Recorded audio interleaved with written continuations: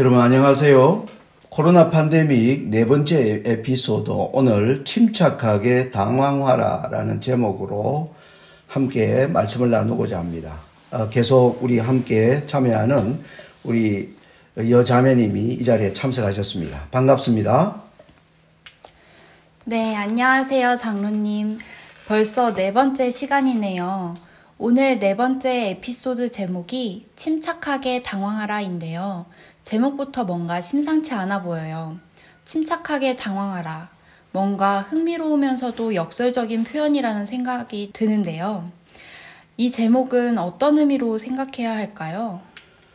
네, 제가 이 제목을 선택하면서 오늘 우리가 처하고 있는 어떤 상황을 어떤 식으로 표현할까라고 생각하면서 짜낸 그러한 표현이라고 하겠습니다.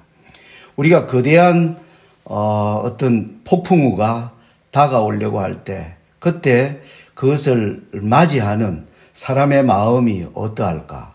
지금 우리는 세상에 일어나는 일을 보면서 앞으로 더불어 일어날 세상의 일을 생각하면서 많은 사람들이 염려하고 있습니다. 그래서 이것을 우리가 알고 잘 준비한다고 할지라도 감당할 수 없는 큰 재앙이 우리에게 올 것을 알게 되는데, 그때 당황하지 않고 침착하게 하나님의 뜻을 물을 수 있는 그러한 자리에 있어야 되겠다라는 생각을 하면서 이러한 제목을 정했습니다.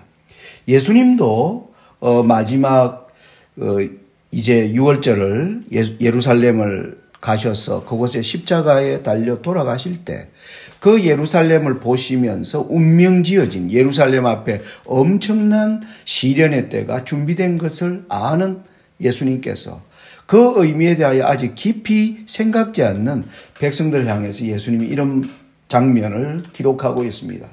가까이 오사 성을 보시고 우시며 가라사대 너도 오늘날 평화에 관한 일을 알았다면 좋을 뻔하였거니와 지금 내 눈에 숨기웠도다. 자매님과 제가 살아가는 이 시대의 의미, 평화의 의미, 바로 그것이 우리 앞에 큰 재앙이 닥쳐오고 있는데 우리가 침착하게 그것을 맞이할 수 있을 것인가, 이런 생각을 가지고 정한 제목이라고 하겠습니다. 네, 설명을 듣고 나니 참 무겁지만 깊은 의미가 있는 주제인 것 같네요. 그만큼 우리가 살아가는 시대의 의미가 엄숙하다는 느낌도 들고, 그렇기에 오늘의 주제에 대해 이야기를 나눠볼 필요성을 느낍니다. 그럼 본격적인 이야기에 앞서 저번 시간까지 나눴던 내용들을 요약해 보았습니다. 계속해서 코로나 팬데믹에 대한 이야기를 나누고 있는데요. 코로나 팬데믹은 첫 번째, 인류가 18세기에서 20세기에 걸쳐 발달된 지식을 기반으로 1990년대 이후 생명에 관한 연구에 뛰어들면서 식물계와 동물계에서 자행한 유전자 조작으로 인한 혼란에서 비롯된 것입니다. 두 번째, 전염병에 관한 성서적 교훈에서 알 수 있는 것은 생명의 창조자이신 하나님을 향한 인간의 무모함이 하나님이 정하신 한계선을 넘어감에 따라 하나님께서 허락하신 재앙입니다. 세 번째, mRNA 제조 기술에서 볼 수 있듯이 하나님의 창조 기술에 대한 인간의 무모한 도전과 회개하지 않은 교만의 정신은 하나님의 심판으로 이어지는 재난의 길을 열어가고 있습니다. 이렇게 세 가지로 요약해 보았는데요. 지난 시간에 이어 오늘은 인류가 하나님을 향한 무모한 도전과 하나님의 경고에도 불구하고 계속 이 길을 고집할 경우에 일어나는 일들에 대해 이야기를 나눠보려고 합니다. 그 전에 전염병에 대한 한 성경 말씀과 또 그 이후에 일어날 재난의 성격에 대하여 성경적으로 먼저 살펴보아야 할 것 같은데요. 장로님, 성경 속에서는 전염병과 그 이후 이어질 재난들에 대해 어떻게 이야기하고 있나요? 제가 전염병에 관해서 우리가 그리스도인은 어떻게 생각해야 될 것인가를 말할 때마다 인용하는 성경절이 레위기 26장을 인용하고 있습니다. 왜 레위기 26장을 인용하냐면 성경 66권 가운데 레위기서는 하나님의 법을 기록하고 있는 책입니다. 그것은 뭐냐면 하나님께서 이 세상을 창조하시고 그리고 이 세상을 통치하시는 하나님의 통치 철학을 담고 있는 책, 하나님 나라의 헌법과도 같은 책이 바로 레위기서이기 때문입니다. 그래서 레위기서는 하나님의 법을 기록하고 26장으로 오면 하나님의 법을 순종할 때 받을 축복과 하나님의 법을 떠날 때 받을 저주를 기록하고 있는데, 거기에 바로 전염병에 관한 교훈이 기록되어 있기 때문입니다. 그 내용이 14절부터 17절까지 있는데요. 이 내용을 잠시 읽으면서 좀 요약을 해보겠습니다.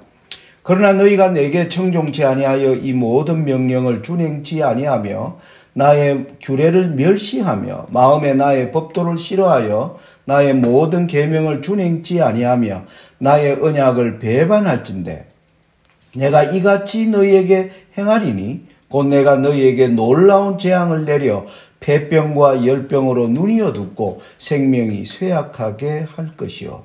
14절부터 16절 중반까지를 보면 하나님께서 왜 질병을 인류에게 보내시는가? 그 이유가 인류가 하나님을 떠나다가 마침내 하나님을 멸시하기까지 떠날 때 하나님이 보내시는 경고신호가 바로 전염병이라면서 알 수 있는데, 그 다음부터 나오는 내용이 중요합니다. 특별히 여러분들은 이 제가 노란 글씨로 줄을 꺼놓은 부분을 한번 주의해 보실 필요가 있습니다.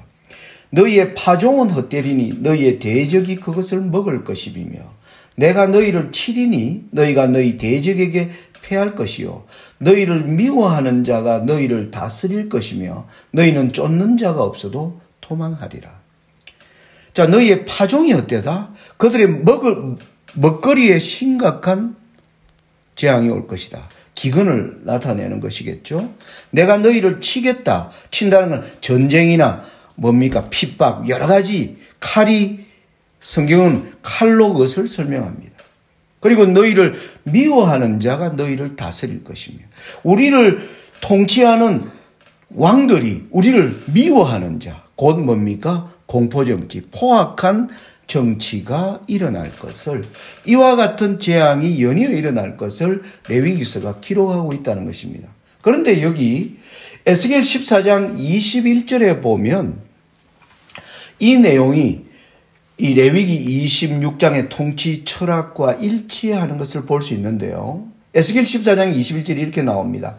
여호와께서 가라사대 내가 나의 4가지 중한 벌 곧 칼과 기근과 싸나운 짐승과 온역을 예루살렘에 함께 내리겠다. 여러분, 이 이해를 하시려면 바로 여기 나오는 이 지도가 지중해 동편에 예루살렘을 중심으로 수많은 이방 나라들이 둘러싸인 가운데 이스라엘 역사는 약 1000년 동안 모세로부터 하나님의 법을 받은 이후에 약 1000년 동안 이러한 시대를 열어갑니다. 하나님께서 이 가운데 예루살렘을 중심에 두신 것 여러분 보시죠. 예루살렘이 하나님께 순종함으로 말미암아 이 백성이 받는 복을 이방 나라들도 배워서 하나님께 순종하는 것을 배우도록 하는 것이 하나님의 뜻인 것입니다. 그런데 에스겔 선지자에게 왜 이 말씀을 주셨느냐 하면 이러한 하나님의 뜻을 이스라엘이 이루는데 실패한 것입니다. 그들이 하나님의 법을 사랑하지 않을 뿐만 아니라 하나님의 법을 심각하게 떠나게 되면서 예루살렘만 망하는 게 아니라 그 주변의 모든 나라까지 망하는 때에 그 재앙의 시대를 앞두고 하나님이 에스겔에게 이와 같은 말씀을 하고 계신다는 것입니다. 여기 지도를 보시면 바로 지중해 동편의 지형들을 보시면 제가 여기 짝대기로 끈 지역이 메소포타미아, 티그리스 강과 유브라데스 강을 경계로 동편과 서편의 나라는 거의 교류가 없었습니다. 그래서 이 지난 1000년 동안 제가 여기 동그라미 친 지역을 중심으로 그들이 하나님을 아는 사상이 이 지역에 한정되어 있었습니다. 그런데 이 지역 사람들이 드디어 예루살렘이 하나님의 뜻을 이루는데 실패하고, 예루살렘이 여러분 바로 이 세계의 등불이었습니다. 등대와 같은 역할을 하라고 하나님이 세우신 것입니다. 그런데 그들이 그 역할을 하지 못하게 됨으로 말미암아 온 세계가, 이스라엘과 함께한 주변 세계가 멸망의 길에 들어갈 때 주신 말씀이 바로 에스겔서의 이 말씀이에요. 여기에 나오는 칼, 여러분 레위기 26장에 너희를 치겠다. 기근, 너희의 파종이 헛되겠다. 싸나운 짐승은 뭘까요? 짐승은 국가를 나타냅니다. 국가가 백성들에게 싸납게 한다는 겁니다. 그러니까 뭡니까? 너희를 미워하는 자가 너희를 다스릴 것이다. 바로 이 레위기서의 통치 원칙이 예루살렘과 함께한 이방 세계의 멸망 때에 그대로 적용된 것을 우리가 볼 수가 있는 것입니다. 그렇군요. 지금 말씀하신 내용을 통해 구약시대, 즉 레위기서의 통치 원칙인 칼, 기근, 사나운 짐승, 온역 이렇게 4가지 중한벌이 이스라엘에게 그대로 적용된 모습을 살펴볼 수 있었는데요. 그럼 구약시대를 지나 신약시대에도 통치 원칙은 변함없이 적용되는 것인가요? 네, 그렇게 봐야 되지 않겠습니까? 하나님의 말씀은 변하지 않습니다. 하나님이 창조 이래로 세운 원칙은 지금까지 그대로 변화되지 않고 적용되고 있기 때문에. 그러므로 이 레위기 26장의 원칙이요. 지금 마지막 세상의 종말을 알려주는 징조를 기록한 누가복음 21장의 내용과 대조해 보려고 합니다. 세상이 왜 마지막 멸망으로 갑니까? 온 세상이 하나님을 떠나고 하나님의 말씀을 멸시하는, 이 때문에 망하는 면에서는 이 레위기 26장이 주는 교훈이 어떻게 적용되는가를 우리가 살펴볼 수가 있습니다. 누가복음 21장 이렇게 나오죠. 또 이르시되 민족이 민족을 나라가 나라를 대적하여 일어나겠고, 이것은 뭡니까? 서로 치는 칼에 해당되지 않겠습니까? 그죠? 내가 너희를 치리니. 그리고 처처에 큰 지진과 기근과, 여러분 기근이 등장하죠. 아까 먹거리에 심각한 재앙이 올 것. 온역이 있겠고. 그리고 무서운 일은 뭘까요? 바로 너희를 미워하는 자가 다스리는. 우리를 다스리는 국가 통치자들이 뭡니까? 하나님과 백성들을 사랑하는 자가 아니라 무모한 자들이 일어나서 통치하는 것을 알리는. 그래서 누가복음 21장의 재림에 관한 징조도 레위기 26장의 통치 철학이 그대로 적용된 징조임을 우리가 알아야 한다는 것입니다. 여기에 아울러 이 누가복음 21장과 비슷한 내용을 기록하고 있는 마태는 이런 말을 추가하고 있습니다. 민족이 민족을 나라가 나라를 대적하여 일어나겠고 처처에 기근과 지진과 온역이 있으리니 이 모든 것이 재난의 시작이니라. 여러분 여기 칼, 기근, 전염병, 재난의 시작은 뭘까요? 이제 우리를 다스리는 자가 싸나운 그 시대로 들어갈 것을. 그래서 신구약 전체가 레위기서의 통치 철학을 그대로 담고 있음을 우리가 확인할 수가 있습니다. 네, 정말 그러네요. 장로님의 말씀을 참고하여 본다면 성경적 시각에서 보는 전염병은 인류가 하나님을 떠나 마침내 하나님이 정하신 레드라인을 넘을 때 인류가 감당할 수 없는 재앙의 시대로 접어들었음을 알리는 징표라고 볼 수 있겠네요. 제 개인적인 이야기지만 이 말씀을 코로나 팬데믹이 일어나기 이전에 들었다면 정말 안타깝게도 지금처럼 마음에 와닿지 않았을 것 같아요. 그런데 지금 코로나19라는 전염병으로 인해 전 세계가 비상사태에 놓인 시점에서 이 말씀을 접하니 이 시대의 엄숙함이 피부로 느껴지는 것 같습니다. 이렇게 코로나 팬데믹과 전염병에 관한 성경적 교훈을 연결지어 생각해보면 이번 사태의 심각성과 아울러 지금 우리에게 주어진 은혜의 시간이 얼마나 엄숙한지를 생각해 보게 되는데요. 그럼 장로님께서는 이번 코로나 팬데믹이 인류가 재난의 시간 속으로 들어간 징표라고 보고 계신 건가요? 네, 이 문제에 대하여는 우리가 각자가 개인적으로 기도하면서 하나님으로부터 해답을 받아야 할 내용으로 생각합니다. 그런데 제가 받은 빛을 여러분들과 함께 나누자면 요한계시록 18장에 보면 이 세상에 내리는 마지막 재앙이 부어지는 장면이 계시록 18장에 나옵니다. 거기에 이 재앙을 알리는 하늘의 천사가 전하는 내용 가운데 무너졌도다 무너졌도다 큰 성 바벨론이라고 기록하고 있어요. 이 의미를 우리가 좀 살펴보면 우리가 이 지금 재난에 하나님의 지금 진노 속으로 들어갔는가 하는 것을 좀 알 수 있는 단서가 이것에서 찾을 수 있지 않을까 생각해 봅니다.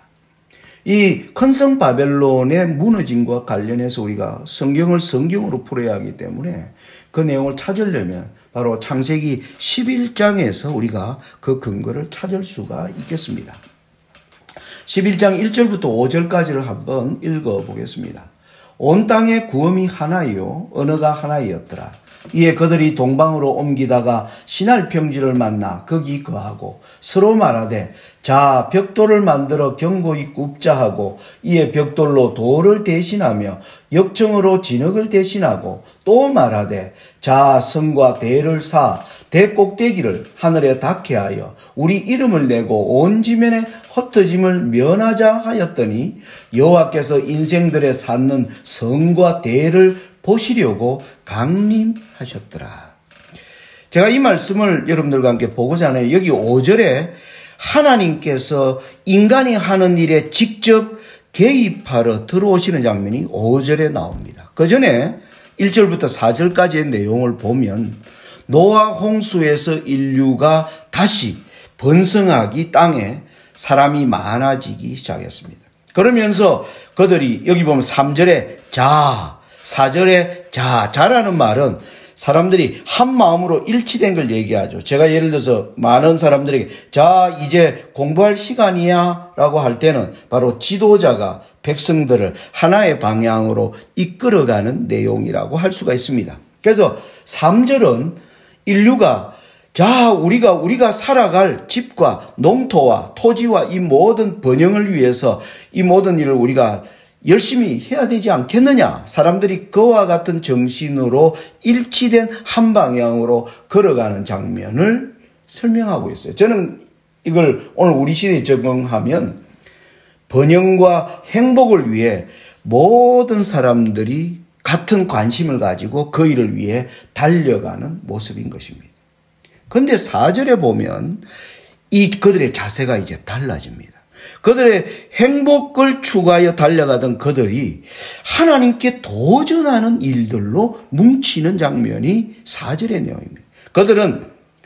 그들의 번영은 하나님의 뜻에 따른 번영이 아니었다는 것을 우리가 여기서 알 수가 있어요. 그들은 여전히 하나님께 대항하고 싶은 정신. 그런데 그들이 오랫동안 시절을 겪어오면서 많은 지식과 기술이 지금 뭡니까? 발전해 있었던 겁니다. 그래서 그들의 타락한 정욕과 기술이 만나서 하나님께 도전하는 역사를 이룬 겁니다.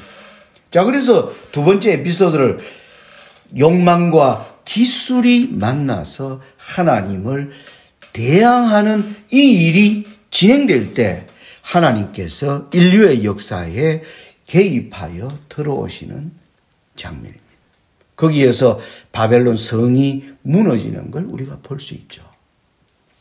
이걸 좀 말씀을 드리자면 제가 첫 번째 에피소드에서 1798년 이전과 이후의 세상, 1798년 이전은 지식이 정체된 시대, 바벨탑의 혼잡이래로 인류는 지식적으로 굉장히 뭐였습니까? 추락하기 시작했습니다. 그 추락한 지식이 발전을 이루지 못하는 정체의 시대에서 1798년이 마지막 때인데 이때는 하나님을 아는 지식으로 충만해져야 되기 때문에 하나님께서 인류에게 지식과 지혜를 얻을 수 있는 길을 열어 가셨습니다. 그런데 이 마지막 때에 제가 1990년 전과 후를 제가 나누어서 봐야 된다. 인류가 200년 동안 이러한 길을 지식과 기술이 점령하는 가운데 세계가 하나 되지는 못했어요. 여러분이 아시는 것처럼 소련과 미국, 자유주의 국가와 공산주의 국가로 나누어져 있던 세계가 소련이 붕괴되면서 미국이 주도하는 세계가 하나의 지구촌이 되었을 때 그들이 발전된 지식과 기술을 통해 어떤 세계를 열어가고자 했는가. 이걸 우리가 이해하면 오늘 우리 시대를 이해하는 데 도움이 되리라 생각합니다. 제가 이걸 창세기 11장의 내용과 좀 연관해서 제가 글을 만들어 보면 이렇습니다. 1798년 이후로 약 200년 동안 인류는 자 이제 우리가 암흑시대와 같은 그런 어두움의 시대를 이제 벗고 이제 빛과 광명의 새로운 시대를 열어가자. 200년 동안 인류는 수많은 기술의 발전들을 이루어 나갔습니다. 그러면서 미국이 주도하는 세상이 열리자 1990년 이후에는 어떠한 정신이 들어왔느냐 하면 자 이제 우리의 지식과 기술을 모아 생명의 신비를 풀어보자. 하나님의 창조의 영역에요 인간이 들어가기 시작한 것입니다. 거기에서 일어난 혼란이 바로 유전자의 엄청난 혼란. 이게 오늘날 코로나로 우리에게 놀라운 사건으로 다가온 것이죠. 그런데 이 일이 지금 1년 훨씬 더 진행되면서 아직 하나님이 우리에게 은혜를 주시는 시기에 우리가 살고 있습니다. 이 말은 하나님이 직접 인류를 멸망하도록 개입해 들어오지는 않았다라는 저는 아직도 우리는 회개하고 돌아갈 기회가 있는 때에 살고 있다. 지금 여러분 보시면 변이가 계속 일어나면서 인류는 뭐 하는 겁니까? 백신을 이제는 의무화하려고 합니다. 백신을 맞을 자유와 맞지 않을 자유를 사실은 보장해야 하는데 국가가 싸나운 짐승으로 어떻게 변화되는가를 보여주는 하나의 예입니다. 저는 이 일이 이제 올해 말과 내년을 거쳐서 어떻게 진행되는가를 우리는 잘 살펴봐야 할 것이다. 코로나 백신 접종 거부에 지금 불이익은 지금 주어지고 있습니다. 그러나 불이익을 주지만 우리의 자유까지 지금 억압하고 있지는 않아요. 그런데 국가가 마침내 자유를 억압하는 일로 발전할 때 저는 하나님이 개입하시는 길을 열게 된다. 저는 그렇게 생각합니다. 결국은 뭐냐면은 백신 접종 의무화를 두고 진행되는 사건에서 일어날 투쟁의 성격이 우리의 미래를 결정하게 될 것이다. 저는 그렇게 믿고 있습니다. 그렇군요. 저희가 살아가는 시대를 마지막 시대의 마지막이라고 하는데요. 지금 코로나 팬데믹 이외에도 곳곳에서 일어나는 재난들과 더불어 접하게 되는 일들을 볼 때 문득문득 정말 마지막 시대인 것 같다라는 생각이 듭니다. 그 어느 때보다 영적 분별력이 절실해지는 순간인데요. 하나님의 백성은 지금 일어나는 일과 다가오는 일의 성질을 분별할 수 있는 영적 지각을 가져야 합니다. 그러기 위해서는 지금까지 걸어온 길에 대한 참된 회개와 부흥을 경험해야 할 것 같은데요. 저조차도 이 부분에 있어서는 자신할 수 없는 것 같습니다. 그렇기에 7번 넘어지더라도 8번 일어나는 믿음과 용기로 이 모든 일을 주관하셔서 나의 가리워진 눈을 뜨게 하시는 하나님을 의지하고 성령을 간구하는 기도를 끊임없이 해야겠습니다. 이제 마무리할 시간인데요. 다음 시간을 마지막으로 코로나 팬데믹에 대한 에피소드는 마무리가 될 것 같습니다.